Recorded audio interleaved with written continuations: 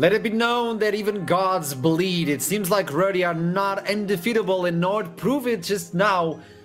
Yesterday they had a difficult game, but today they showed up versus Ruddy, and this is not what we use by Nord. They always had an answer to everything. So from the beginning of the game, let's build the narrative with this in mind. Duckling, start the narrative. Yeah, I mean, the narrative I want to start. I think Dino has another very good narrative to start right after me. But I want to talk about the last thing I talked about in draft as well. Hunt was able to get his Tristana. And well, what happened? He solo killed Alex. He was absolutely incredible. He killed Alex multiple times all on his own. He makes Tristana look giga broken. Yes, Tristana is very strong at the moment. But he makes this champ look unbeatable. Like, he is so good at it. And I can't believe Ruddy didn't ban it. I feel like I said the exact same thing I said yesterday when we watched the game with Nord play, because he played it so well just yesterday as well. But yeah, yet another masterful performance from the Dane in the mid lane. And I think harping on that point a bit more, I think if you look at all the players, they really showed why this team looks so much different than the start of the split, and definitely when it started going wrong for them as well. Looking at how they navigated the map, I think Ruddy did a lot of things right, and that's kind of scary. They set up the Lilia for the invades, they got a lead there somehow in last hits, but it didn't really translate into a strong leading game. At the same time, they sent the Corki and the Vayne into the split push, playing a sort of 1-3-1, and actually putting a lot of pressure on inner towers already, but in some way, Nord navigated that winning position from Ruddy and actually attacked where it mattered. They attacked where Ruddy could bleed. I think Ruddy took a very big gamble with the Baron, but it was Nord that was there to punish it. And that's something that I want to highlight going into playoffs. That makes a team really scary. When you make good moves, but they are ready to punish the small mistakes you make and take a lead out of that. And I'm gonna say, right, it would be very impressive if not, or if Ruddy rather had this perfect half of the season, right? Had they gone the second half completely undefeated. But I think it's good that they lost the game. I'm gonna be honest here. I'm very happy to see Nord taken down, despite predicting Ruddy and really liking how this team play. I think it's nice heading into playoffs. Like, you know, Ruddy aren't unbeatable still. They can still, take a loss here and there. And I think it just adds that bit more excitement, especially, let's just say, if Venom Crest the next game, well, we have Nord versus Ruddy in our upper bracket final. Just watching this one game, I could use 5 games of this. It would be a great concept and good League of Legends at the same time. And yeah, I mean, this game just makes me even more hyped for playoff, because it seems like it's an open race still who will take the title.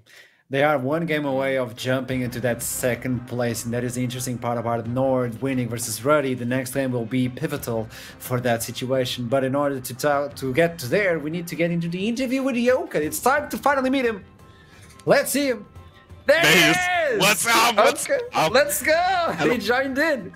I'm representing Memento today, so I have to be a bit more toxic than usual, but it's okay. So I love want it. to start I love with Ruddy down. Hello. That was a lot of trash talk between Ruddy and Nord, obviously just setting up a friendly banter. I love it.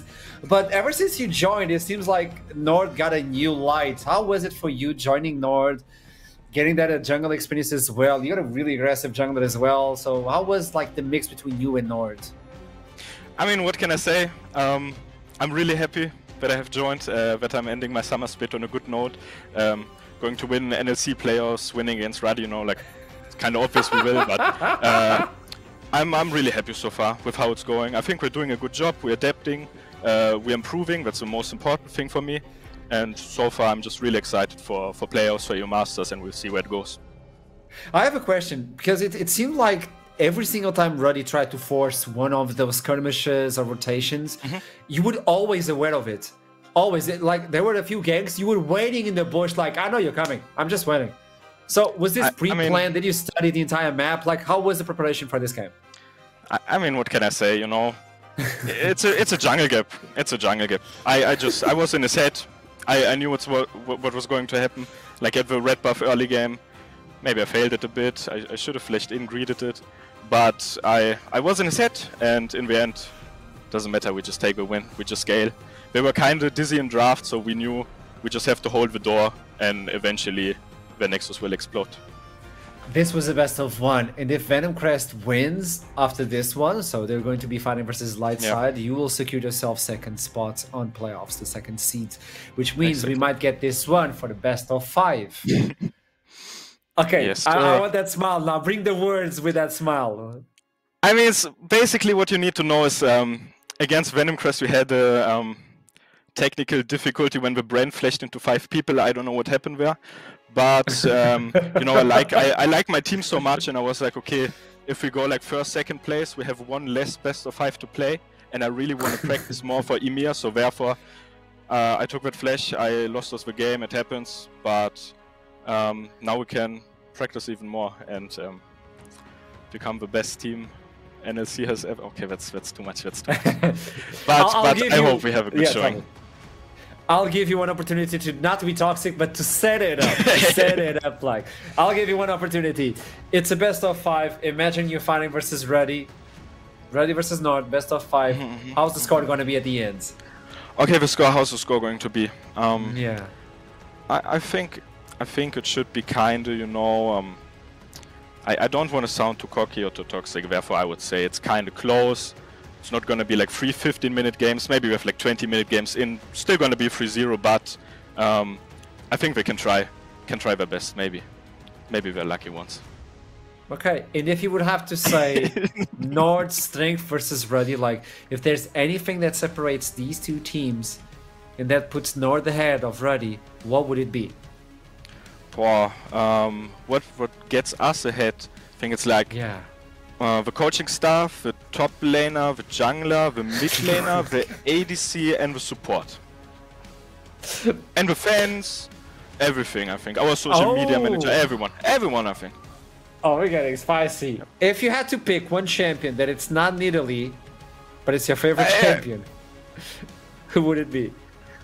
Are you on the right side? Do you need to be a spy here? Of course, Sejuani Marker. No, I'm an assassin player, usually. So therefore, something like, I don't know, Zed, Kiana would be nice. Kayn, I used to be Kayn one-trick. We don't talk about that time. It was like edgy. Really? I used to be a Riven one-trick actually, way before. So if Riven jungle ever comes mid, I bet would be crazy.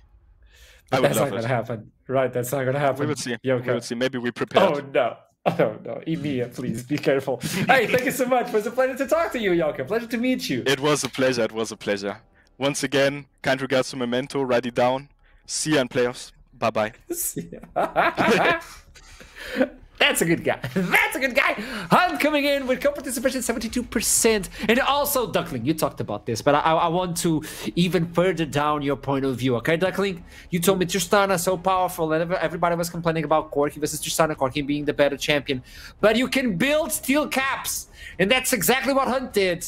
And that is so powerful on Tristana. You already have attack speed on the queue. What are you doing? I loved Hunt.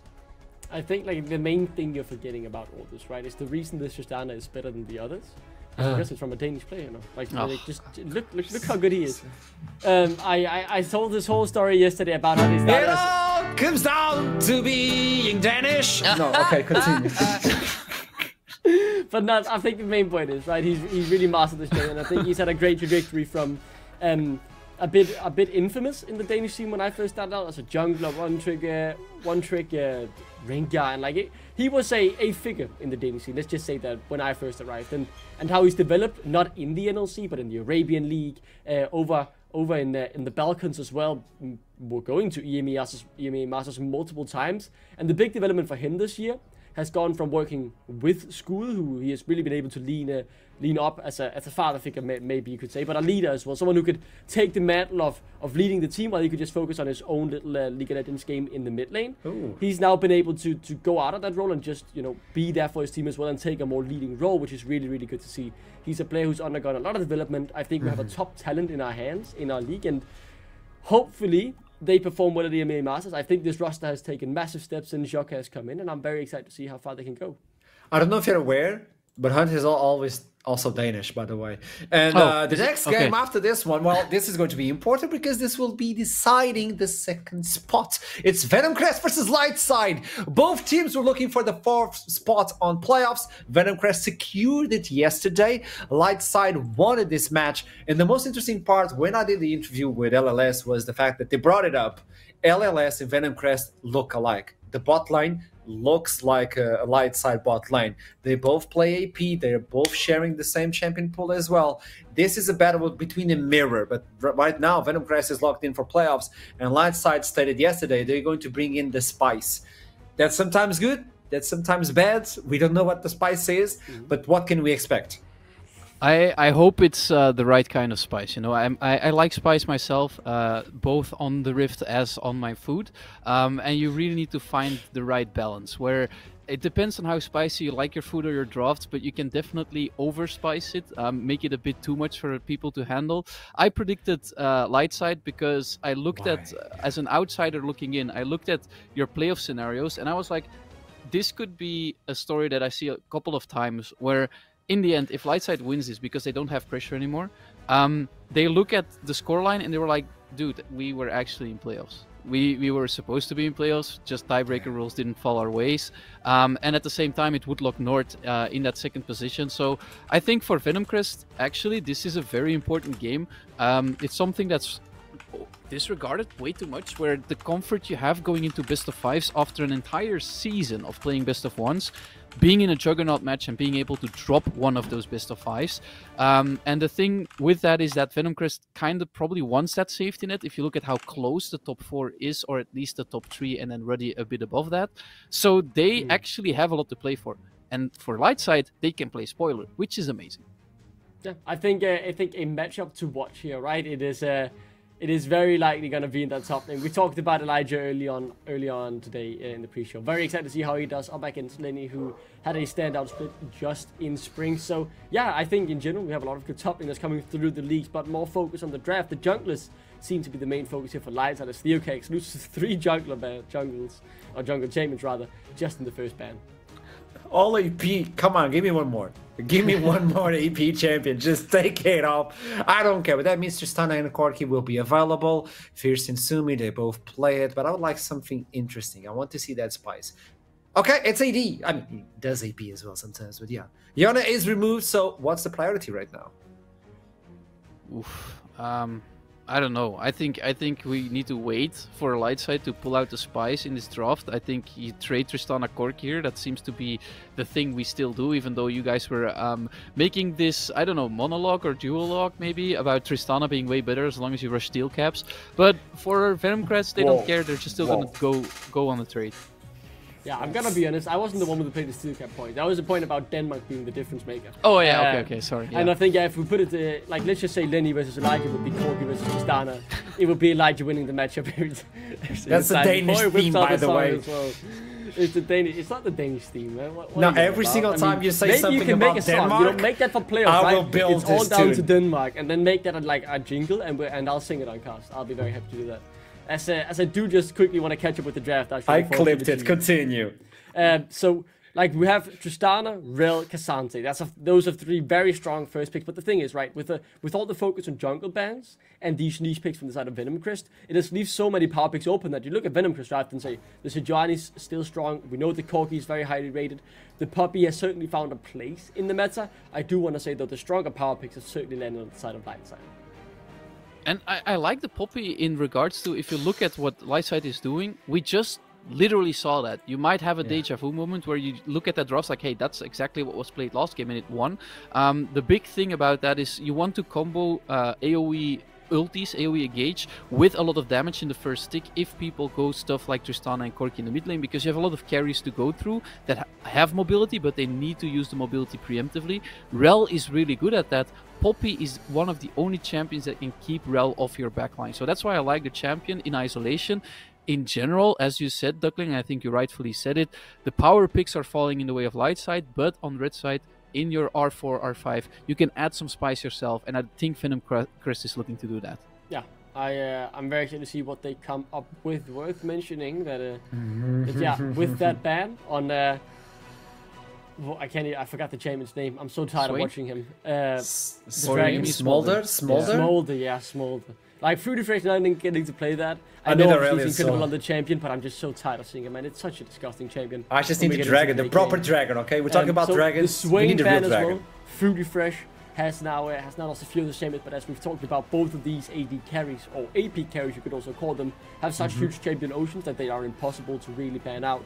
the Aurelion Sol an actual possibility now for the spot lane. But with the Braum rising in priority, interestingly here on the last day, that does leave a bit more clarity. I think obviously you could maybe look for the Misfortune, and that's a call we saw quite a bit yesterday. But yeah, up against the Braum does counter it quite well, so probably not the best. I think I'm just gonna leave it to Fruity Fresh because I want to see. How is his 6? How is Fruity 6? His 6 is good, but there's the Aurelion Sol. Yeah, okay. I mean, he's bold enough to slam that down. I can see Dinos in shock, man. This is the NLC, but if Fruity Fresh picks whatever he pleases. I warned you. I like it. I like it. How sure are you that it's going to go to Fruity Fresh and not Sumi? Because I know I'm Sumi 100% also likes sure. to champ. Okay. Okay. Well. Okay. Not even I'm 100% sure great. that I called it out. I'm very confident in this, to be honest. And I love that they pick it into Braum. Braum is one of the few champions that can actually jump in front of some damage of Aurelion Sol and probably outlive it. So they were really confident with that pick. Pairing it with an Amumu as well. I think if we're talking about AoE engage, that's definitely on the table.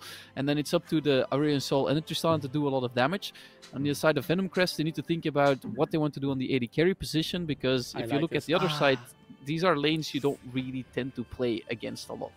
I would have loved the Sivir here, to be honest. You would have the movement speed with the level 6, and the auto-attack reset could really help out when Fruity Fresh was starting to charge his Q up, get hit by one Braum auto-attack. You could very quickly stop the Aurelion Sol damage from coming through. So I really like the idea they had there in the end, though.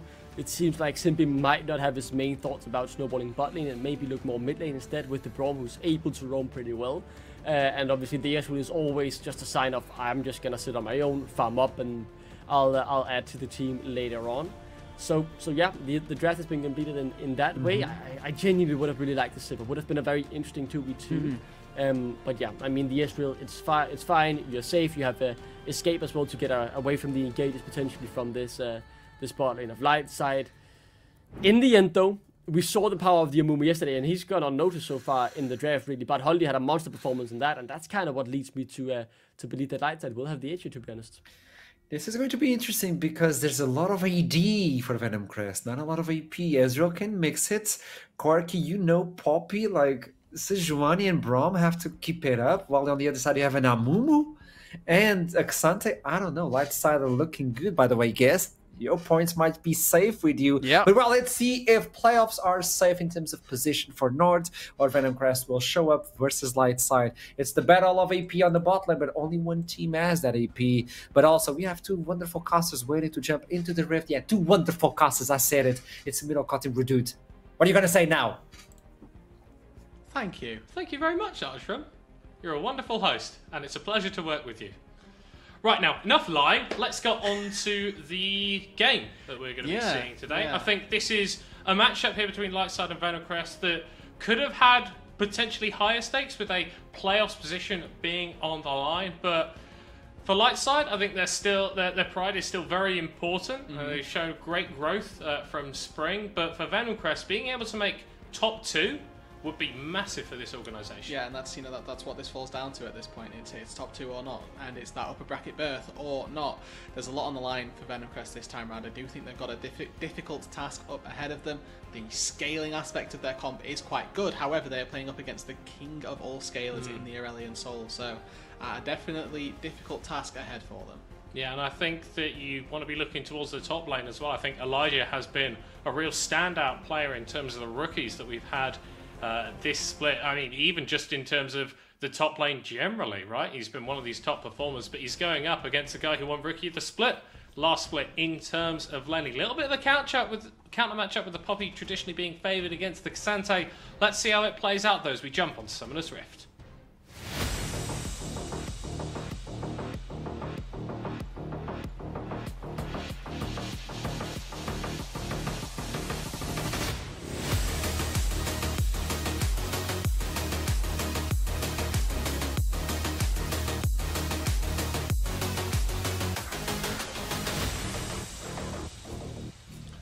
Okay, here we go. On to Summoner's Rift for the second time today. You alright there, bro? Yeah, you just said okay, and I said okay too. Yeah, well, I think we're both doing okay. We'll have to see which 5 players on the Rift are going to be feeling okay after this game. Lightside returning to the mage bot lanes, which they were so famous for at the start of the split. But they've got a little bit of an additional twist here coming out of the jungle for their composition. Yeah, the Amumu in the jungle, usually, I don't know why I was pivoting towards Amumu in the mid lane, nevertheless, it's the really best allocation for the mid-jungle carry trio of Sumi, Fruity Fresh and Bartholdi, because they still get to keep lightside this mixed damage profile of AD plus AP mid-jungle, but they also get the beautiful late-game synergy of Aurelion Sol dealing true damage because he's next to a sad mummy. Because the Amumu passive on his W applies this little stack thing, and if a mage deals magic damage to a target that's got that stacking going on, they deal a portion of their damage as true damage, and it becomes very, very difficult to deal with when you have triple tanks on your side, and you're just getting shredded with no recalls. Venomcrest going for an evade onto these Raptors, similar to what we saw from Ruddy in the previous game, but Bartholdi has got his own aggressive move going on, and this is one of the great things about Amumu, actually. Obviously, traditionally a tank jungler, but can clear these multi-target camps very quickly early on due to the AoE from his W and from his E as well. Yeah, and started off with that W, I think, from Raptors. I mean, actually, Barto's like a secret Amumu one trick. I don't want to tell him how to jungle. All I know is that the E from Amumu gets reset based on how many times you get auto-attacked. When you get auto-attacked by 6 things, as the Raptors are, can get a fair few E's off in that cycle, but knows exactly what he's up to. He's going to get through this full clear, and it looks like it's just going to be traded. So a top side versus bot side start, and when I'm looking at the bot lane of an Aurelion Sol, that's a bot lane that does nothing for the early stages of the game. We talked about the high press, the intense scaling that this champion has. For the early game, this champion, relatively useless. Yeah, Theocat's level 3 here isn't really in a position to go too aggressive onto Fruity Fresh and Fast Lane. Instead, thinking about a reset, but pulls that one up as the health bars are potentially in range. The issue is that even if this goes well and they kill Fruity Fresh, he has teleport to get back to the lane, so not a lot of that experience is going to be denied. They're going to go for it and get the gold anyway, but it's still tricky. Oh, started off by simply flash away by Fruity Fresh, but he still goes down under the tower. One more shot tapped by Simpy, and it's 2 for Venomcrest in the bottom lane. Going on to Lingard, the carry on the S. Yeah, the beauty of that dive is the 700 gold that goes into Lingard's back pocket. A wonderful start for the Ezreal. Go back to base, start off with that tier. Thank you very much. A couple of components to ward his Trinity Force as well. Why not?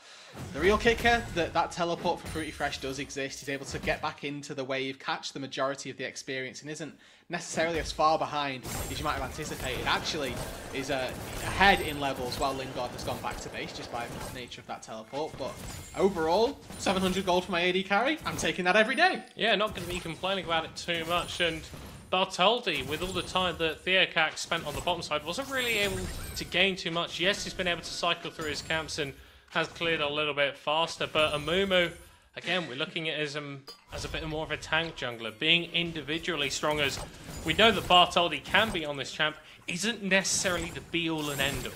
And it's just really smart positioning from Fierce here as well, by the way. He knows that this map has been split by the jungle, so he's just hovering toward the bot side, making sure that he's not really in a position to get ganked, make sure that he's nice and safe. He's got Cynthia here now to support him as well, and overall Venomcrest from bot lane through to mid lane as well, just playing really smart. Denying the wave reset for as long as they could. Light side finally going to get that towards Fierce's tower, and Sumi going to be looking to reset here. We have seen fairly active jungle support duos coming through here as once again we've got a Raptor spawn, and once again we've got an attempt to steal it away, but Bartholdi a little bit perturbed by that. Here comes Fruity Fresh, here comes Fast Legs. Venomcrest get caught with their hand in the cookie jar. Everybody got off that kill because they were like, alright, give it to the Asol, give it to the Tristana, and then Aftershock. Unlucky, guys. It was a valiant effort, but the kill does unfortunately go the way of Fast Legs. Nevertheless, it's a great punish from Lightside, recognizing that Simpy's just maybe one step a bit too far forward.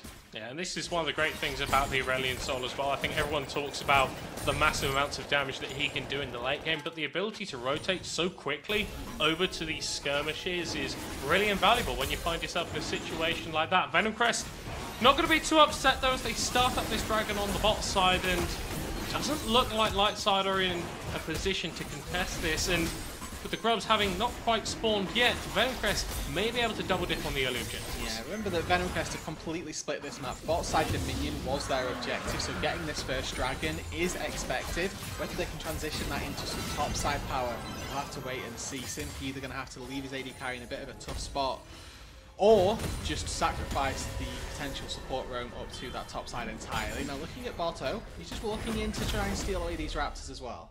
Yeah, but Lenny with the top lane shove, he's going to be able to rotate first. So if Bartoldi is welcome here, then he in a little bit of trouble soon. He's going to be rotating over. The flash from Lenny doesn't quite get the stun, and the ult counteracted by Sumi investing the Buster shot. So Bartoldi is going to be able to start up onto these grubbies, but Theocax is still in the area. Level 4 versus level 5, then potential experience from the Amun is going to keep that break point quite nicely. Not expecting level 6 to come through anytime soon. Smite secures 1, and now he just looks for the 5. Yeah, Sumi just cancelled his reset actually. Theocax trying to pick up a little bit of honey fruit to keep himself alive, but for the second time in a few minutes, the Venomcrest jungler goes a little bit too far forward and gets caught out. Bartoldi going to be taken out as well in trade though, so ends up with both junglers falling off the face of Summoner's Rift and only one Void Grub falling. Okay, so little win for Lightside in the objective department. Of course, win on the kills for Venomcrest as Sumi is getting chased back to Narnia by Simpy, who now himself may also be in a little bit of trouble, but Fierce can maybe move to bail him out here. It's going to be risky though, he's full HP. Sumi has to flash away Simpy, just about escaping, and Fierce with not enough in the tank to keep following up. So flash for flash from the mid laners as well there. Fierce able to force the flash from the Tristana, also looking at this wave underneath the turret. It's fortunate thing that Fierce doesn't have that much mana. He's able to take a couple of plates, but forcing this next wave out, so catching it and sort of pushing it in is going to be really tricky. Without that mana, probably just has to accept that he's got to go back to base and let that wave run its course. Elijah potentially looking for something onto Lenny here. It's a big wave that he's fighting up against, and Poppy, who is pretty damn strong up against this Cassante, but still the rookie getting the better end of things in this trade, and Lenny potentially in trouble. Theocax roaming over, but he's not going to get there in time. Another solo kill for Elijah. Is that taken up to 17? 17 solo kills. Not bad for a rookie split, I will say. Not bad at all. And Lenny getting a little bit of taste of his own medicine almost. Was known for being one of our better Cassante players through the NLC, now getting dealt. Just a bad hand, unfortunately. Definitely getting shown the work on that top side as he falls victim to yet another one of Elijah's heists in the top lane. Tabby's already picked up. The desk highlighted beautifully how one-dimensional this Venomcrest composition is in terms of its damage profile. Picking up armor, it's the only statistic that Elijah's going to need this game. And still, because he's playing Cassante, he's going to be doing a load of damage as well. Bot lane is continuing to favour Venomcrest though, as Lingard has taken the 2-kill lead and has started to grow a little bit of a CS lead for himself. Theocax doing some interesting Sejuani combos here, but Sumi is able to just about get on out of there. Yeah, really smart from Sumi. Hops before he fires the last auto attack, which would give him a reset anyway.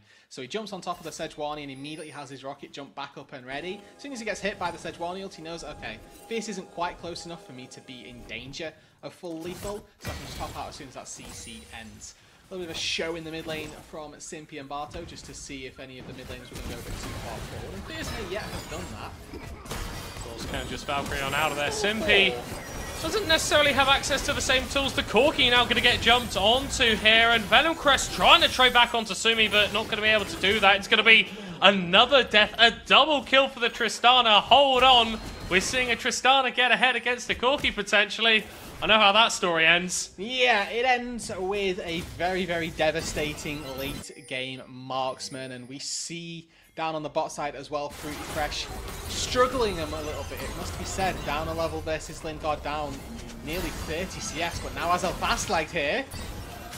Just looking for the flip here onto Lingard, blows the cleanse early, goes forward, actually, Fruity Fresh dodges away from the ultimate point-blank range.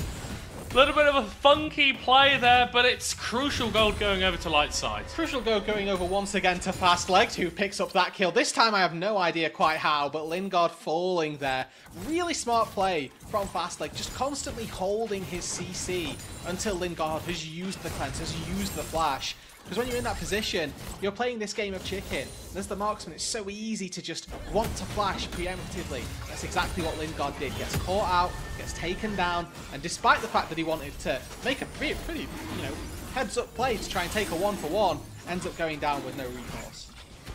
It did force Fruity Flesh to burn his flash though, so maybe that's something that Venomcrest will be able to play towards in the future. At the moment though, they are playing towards the second Drake of the game.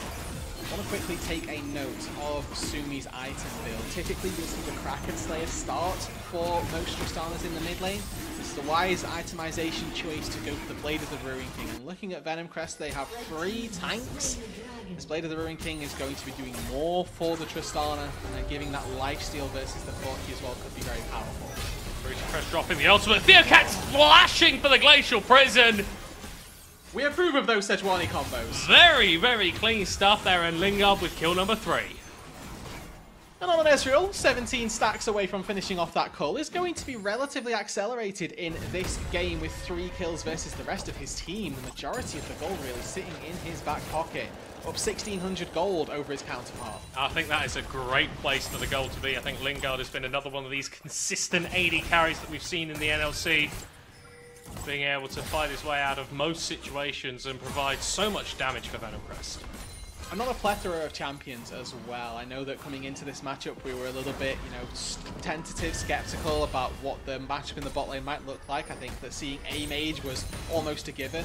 But Lingard has been doing it on mages, but importantly has also been doing it on carries. Oh, and Elijah's been doing it to Lenny. Maybe here for round 2 as here comes the Poppy Cotter. Flashed away by Elijah! Outplays galore in the top side, favouring Lumvis. Light side, Lenny to be flashing for the shield, though Grassbox traded back and forth as well, though tries to get the Q down, still knocked into the air. Elijah with solo kill number 18. It's not done though for Light side as Simpi gets caught out around the mid lane and Sumi gets a 3rd for himself. 3-0 on the Tristana. Sumi popping off. 2-0 in the top lane for Elijah. The Cassante popping off as well. 25 CS lead up in that top side, and everywhere for light side slowly starts to look a little bit better. The dark side of this Aurelian Soul, you're starting to think, well, the likelihood of him getting to the late game is getting more and more. It's getting higher and higher because the rest of his team are just doing so well. But once again, Theocax is looking to make his presence known in the bottom lane. Whilst Fruity Fresh getting to the late game is more of a possibility, Lingard is approaching it at an absolutely incredible rate. Almost 3,000 gold up on his lane opponent, and is going to have so much power once he resets. It's always really nice to see these plans and ideals from teams actually come to fruition. Remember how this whole game started was top side versus bot side. Venomcrest focused on diving bot lane, focused on getting Lingard ahead. But light side, they split the map on the top side. They were making sure that Elijah was set up and was able to go for this bully style on this top side. And whilst Barto hasn't been ganking top profusely, that pressure from an early game definitely bleeds into how you have to play the laning phase, and it's now led into Elijah having 2 kills up and being very Sumi, what are you doing? Jumping directly on top of Lingard. Very aggressive play from the Tristana, but able to make it out alive, and I'm glad that we're seeing this from Lightside. It must have been a real sucker punch to see Venomcrest win that game yesterday and know that even if they win today, there's no shot of them making playoffs, but they've still got their pride. They've still got this very high level of performance that they've shown throughout the split. It's not quite been enough to get them over that playoffs line, but they're showing it that they're still a threat to the teams even above that line. And obviously, like you say, maybe a bittersweet ending to the split is the best way to put it, but with them looking so good going into the off-season, you'd like to see. So frequently you'll see NLC teams change rosters, right? It seems very rare that we see a full 5-man go from one split to another, but Lightside here, they've got a lot of good building pieces to use and to look for as we look into 2025. It's going to be a team that I'm excited for, and one that, with many different pieces at the helm, I can very much get excited about. Still, though, we are looking at a Venomcrest side who, at least in terms of the gold, is still ahead of this game, but so much of that is going to be on Lingard to perform. We've got the Dragons in their favour as well. We've got a third spawning in 50 seconds. If they can take that away, if they can put themselves on soul point, then the chance of winning this game feel a little bit better. Yes, Theo's opted into the Zeke's Convergence on this Sejuani, so a very supportive playstyle. Gives good stats for a tank, but also helps out his carry quite significantly. Probably has that bounce to Lingard, who is currently sat at 2 items. Honestly, a little bit too accelerated to have his Mirror Mana fully finished, but he's got the Mana Moon ready. As soon as that stacking is finished, the completion, the upgrade is going to go straight through. Might not well have it in time for this straight, but looking at a very, very strong Ezreal, poke is always going to be on the cards. Classic play here, Lightside summoning the Herald in the mid lane to gain a little bit of pro before they contest this Dragon. Elijah also making his way down. Lenny doesn't have the teleport, so it's going to be a while before he's here with the rest of his team. The mid lane tower focused down and claimed by Lightside. They go for the engage as well, but Lingard is just about able to get away. Here comes the skies descending onto Venomcrest as Theo Katz's health bar's dropping as well. Fierce on the other side nearly gets kill over onto Bartoli, but has to flash away to stay alive himself as it's a fight on multiple fronts. Fierce is able to escape, but it doesn't look like Elijah is going to be so lucky. Gets the flip back onto Simpy and is still running for the hills, flashing away, and Theo Katz is unrelenting in his pursuit. The stun comes through, the kill, the shutdown secured for Lenny, but crucially, Lightside deny the soul point. Dragon stacking prevented, it cost them their top laner. 30 seconds on the respawn for Cassante. A Dragon is about all they'll be able to claim. No outer structures, looks like that top tier 1 actually going to be the prize for Fierce. So a little bit of gold back and an extra Dragon. Denial as well. It's going to be really important to keep Fierce in check. He was actually performing exceptionally well on the right hand side of that team fight, down towards the blue buff, keeping multiple members of Lightside occupied. While the rest of his team took down the Cassante, able to use the majority of his summoner spells and all the good escaping capabilities of a Corki to keep himself alive. Sumi able to trade tower on the opposite side of the map though, so every punch that Venomcrest throw, Lightside able to get one back. It is still so damn close in this game. I want to remind people that close in this game is very, very beneficial for Lightside because they have just the much easier and much better composition to execute late game. The power of a full armor Cassante versus Venomcrest is going to do much more than Lenny, than Theo, than Simpy can build up as a frontline when they've got to be so diverse in their damage profile.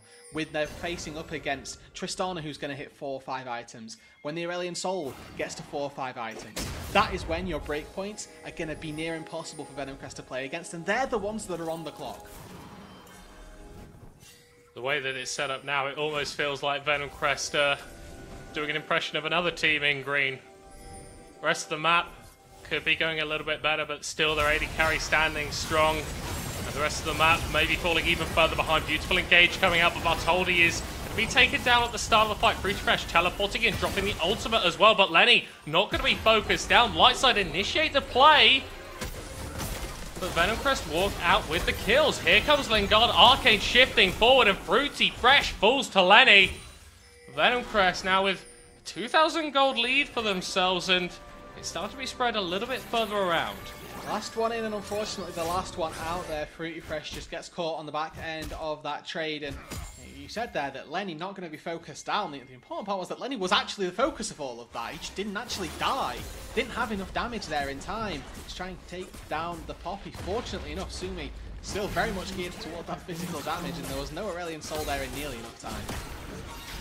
This is just a reminder, Lingard, without the completed Mura mana, is going to tick over to that item now, so this Ezreal really going to be starting to hurt. Yeah, Fierce has that completion as well, so this is the breakpoint for Venomcrest. We've already seen them have pretty decent fights. That last one up on the top side, definitely a prelude for things to come, but the next Drake spawning in 2 minutes time, they're going to have to try and fight that. They need this soul. The Infernal Soul could well be that extra little bit of buying power in these team fights that gives them a chance back into those late game team fights. Yeah, you can see the adaptation and the itemization coming out from Lingard here, picking up a Bit of that armor penetration, which we found so useful and is very good when you're going up against 3 tanks. Yes, yeah, I mean, 40% flat armor pen is great versus squishes because they don't have a lot of armor to begin with. 40% armor penetration versus champions that are building exclusively armor, also very good. Topside control, contested here by Venom Crest. Lightside could be fighting back a little bit. Baron is on the table. Theocax takes that one away, and Lightside look to punish him for it as Sumi jumps over the wall into 3 members of Venom Crest. I'm not sure you want to do that one, buddy. That's 2 on the floor for Lightside, and Venom Crest, they're already by the Baron. You might as well start it up. Yeah, they took down the jungler. They're going to take down the Baron as well, and all of a sudden that clock, the ticking clock that Venom Crest were playing up against, the timer on it just got a hell of a lot longer. Able to now take this Baron, extend that gold lead, hopefully start knocking down some inner turrets as well. They've got all 3 to try and take down, and Sumi with, unfortunately, a bit of a characteristic mid-game play for him. Yeah, he has had this tendency to show very good things in terms of the laning phase, but then overstepped slightly, and that's handed Venom Crest a much more comfortable position in this game. 5,000 gold to the good at this point, and all the Nord fans who were cheering on Lightside have maybe just had a little bit of a wake-up call there. Venom Crest in a position to gain 2nd in their 2nd ever NLC split. It's 3 Qs from Lingard that's taken Creepy Fresh down to approximately 40% HP. Now with the Baron sieging versus an Aurelion Sol, maybe the worst champion to try and siege up against, just so he can hold the minions with his singularity outside of that range. But they've already been able to make good headway down on the bot side, make good headway through the mid lane, and yet Sumi back up to that top side, 2.5 items in his back pocket, looking to take some no turrets back. Yeah, whereas Elijah's going to help him out as well, but the wave clear from Fierce, a little bit too much for the Lightside solo laners to handle, and something I do want to call out here is, I've seen engage onto Simpy just briefly there as, actually I'm not sure if Fierce wants to stop doing this. Valkyrie's forward onto Sumi, but is going to end up backing away. Drake up on the bot side, the push through mid, the push through bot lane, so they can take that. Look at him out. Lingard fancies this as well. Yeah, 2-level lead for Fierce, and Sumi has absolutely nothing to do. Elijah going to get caught out, kidnapped for support away, but just going to get chased onto in the end. You're not fighting a 1v1 anymore, mate. Dashes over the wall and that's where he's going to go. Plays the flash to get away. Okay, you could have shown me a screenshot of like 5 seconds ago and I would have gone, yeah, there's no way Elijah lives there. Turns out, he does. Now that's a small silver lining in what is a very stormy sky for Lightside right now, because Venom Crest can take themselves soul point. They took 2 turrets, 1 in the mid lane, 1 in the bot lane, extended that gold lead even further, found themselves a decent gold Baron power play, and made sure that they are keeping themselves that head and shoulders above Lightside that they need to be. Yeah, and even I think in the place where this game was going the best for Lightside, Elijah in the top lane, grabbing those 2 solo kills, really putting himself ahead of Lenny on the Poppy. Well, Lenny is now the one who's in a little bit more of the ascendancy. The 1v1 is still going to be going in favour of Elijah, but Lenny's been able to offer a little bit more power, a little bit more efficacy in these skirmishes, and it's really what you need to do. Fastlane with an engage here, getting onto 2, but Fierce is just about able to Valkyrie away. The damage isn't reaching the backline of Venom Crest, and Bartoldi falls so damn quickly. And Sumi wasn't there, taking that fight. 4 versus 5, the Tristana DPS sorely lacking. And again, I hyped up this interaction, the early phases of the game, the Amumu and the Aurelion Sol. They can work so well in tandem with one another. Otto hit a 4-man curse of the Sad Mummy, but the one person that he didn't hit happened to be the person that was tanking up the Aurelion Sol. That synergy completely null and void. And once again, great positioning and great team fighting from Venom Crest, allocating their resources in the team fight specifically perfectly so they can get away without danger. Venom Crest's first week of competition in the NLC, they split was a 2-0.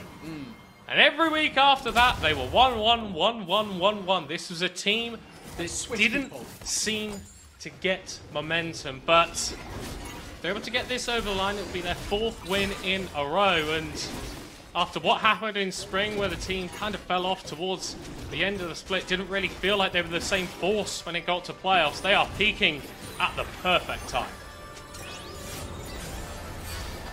We'll have the best record maybe going into like the best run of form as Fruit Fresh now popped on. Able to get away from the Sejuani ultimate. Bartholdi jumps in to try and save his bot laner. Be successful in that task, but both of them getting chunked very low. Okay. That now gives Venomcrest a decent amount of time to fell the final structure that they weren't able to take down inside or outside of the base from the light side. Tier 2 in the top side goes down. Baron not up for another few minutes. Drake not up either. It's perfect time for both our teams to take those resets, take a breather, take a moment, reset yourselves and think up the game plan. How are we going to go about this? For Venomcrest, the plan seems straightforward. Find that Infernal Soul, start dominating fights, keep continuing to dominate those fights, as I should say. And the Baron is the one that's up first. There's a good minute overlap for when the Baron is live, so Venomcrest most likely going to turn their attention towards that top side. Oh, Lingard flashes away. Gets caught. Understands they need to burn the Summoner spell to stay alive, but Bartholdi may have got a little bit too far forward. The Mystic Shot's hitting and taking out the LLS jungler. And how about it? 2 versus 5, it feels like, just on that top side of the map. Barto just goes that one step too far forward, throws the extra bandage toss that he really shouldn't have. And that Baron spawning in 30 seconds time, Barto's going to be alive when it spawns, and Venomcrest have to make that choice. What do they want to do with that time? Unfortunately, it seems like they're not going to be able to find the Baron just yet as they hop mid lane. Yeah, they might be able to kill Fruity Fresh, who Hopped away, just glided a little bit. just about able to get on out of there, we'll have to assume. I must say, Bartholdi put on an absolute clinic of this Amumu yesterday.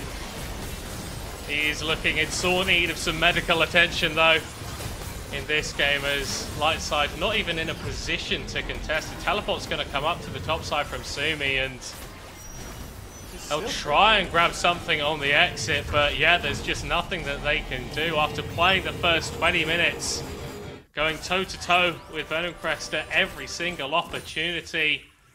The 9-4 team looking to become the 10-14 have pulled away. They're still going to be able to get back in time for this Infernal Soul. And it's a weird thing to say almost for Venomcrest, because they were a team that until yesterday hadn't even locked playoffs, but today with this win could very easily lock second. Lightside just lurking, a bit of a fanatic death rush going on, expecting Venomcrest's entry to the Drake.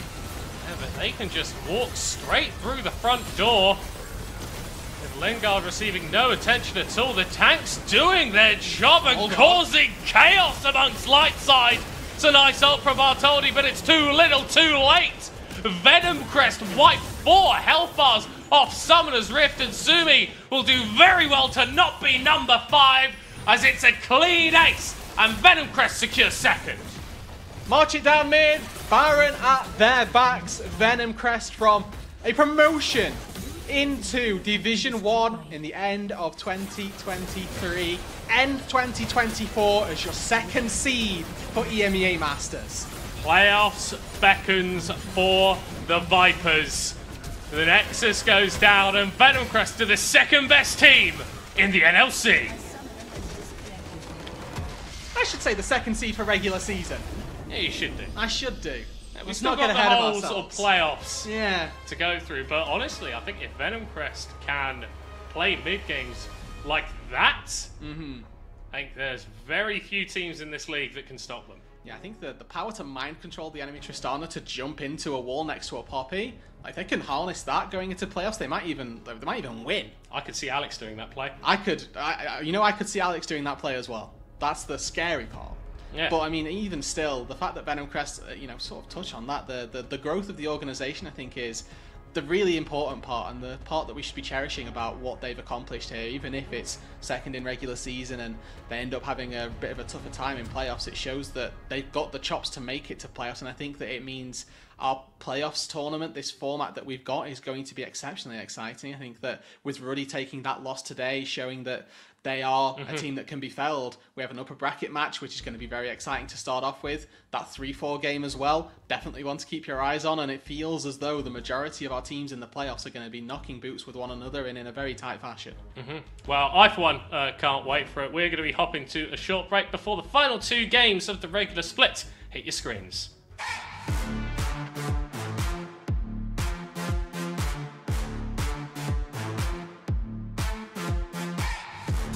At SteelSeries, we make the headsets, mice and keyboards that the world's best gamers win the most with. And we've been doing it since way back.